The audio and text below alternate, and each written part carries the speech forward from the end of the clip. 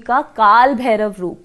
आप काल भैरव की जब भी मूर्ति या फोटो देखेंगे तब आप एक चीज नोटिस करेंगे कि उनके गले में या उनकी बाजू पे आपको या उनके आसपास नाग नहीं दिखेगा। उनका नाग कहाँ होता है? उनके डमरू पे। काल भैरव की यही छोटी सी जो चीज है स्पेसिफिक, वो आप नोटिस जरूर कीजिएगा अगली बार जब आप काल भैरव मंदिर जाएंगे। अब बात करते हैं कि नागों की और क्या इंपॉर्टेंस है हमारी लाइफ में। तो इससे जुड़ी हुई एक छोटी सी स्टोरी है, एक छोटी सी कथा है जो मैं आपको आज सुनाती हूँ कि क्या स्टोरी है नाग पंचमी के पीछे।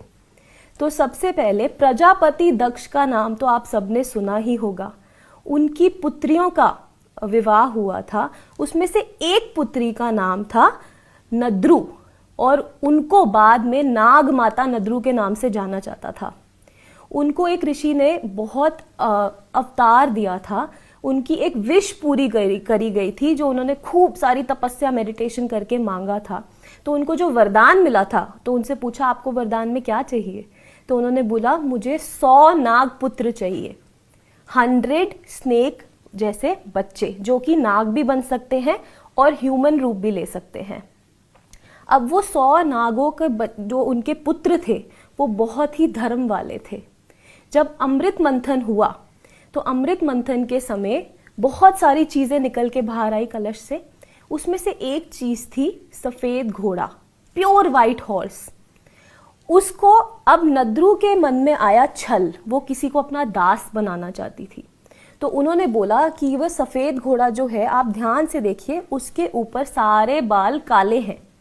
लेकिन दूसरी औरत ने बोला कि नहीं, काले नहीं, सफेद हैं। तो ये छल को वो करने के लिए उन्होंने एक शर्त लगाई कि अगर आपको मैं काले बाल दिखा दूंगी तो आप आज के बाद मेरी दासी बन के रहेंगी। उन्होंने वो शर्त एक्सेप्ट कर ली।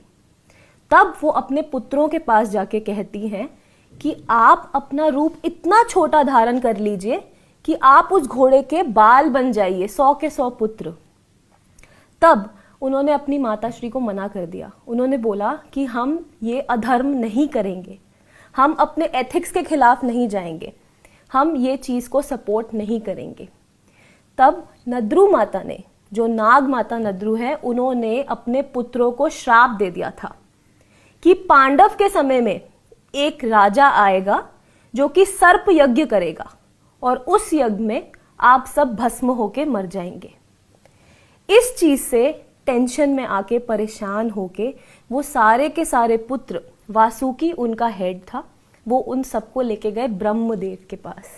अब ब्रह्मदेव के पास में वो बहुत सारी उम्मीद से गए, बहुत सारी शंका से गए, बहुत सारी टेंशन से गए। तो ब्रह्मदेव के पास जाके उन्होंने बोला कि आप हमारी इस प्रॉब्लम का सोल्यूशन निकालिए। तब ब्रह्मदेव ने एक बड़ा प्यारा सा सोल्यूशन निकाला और उन्होंने बोला कि आपकी बहन को जो पुत्र होगा वो पुत्र आपको इस यज्ञ से बचा लेगा। अब उस पुत्र का नाम था आस्तिक मुनि। आस्तिक मुनि नाम के जो पुत्र उनके पैदा होंगे वो इस यज्ञ से नागों को बचा लेंगे। और ऐसा ही हुआ। जब ये यज्ञ होने लगा तो उन्होंने आके वो यज्ञ में बाधा डाल दी और सारे नाग बच गए। ये जिस दिन कार्यक्रम हुआ था उस दिन पंचमी थी, इसीलिए इसे नाग पंचमी बोला जाता है। और जिस दिन वो ब्रह्मा के पास गए थे अपनी विश पूरी करने या उम्मीद से गए थे या एक वरदान मांगने गए थे, उस दिन भी पंचमी ही थी।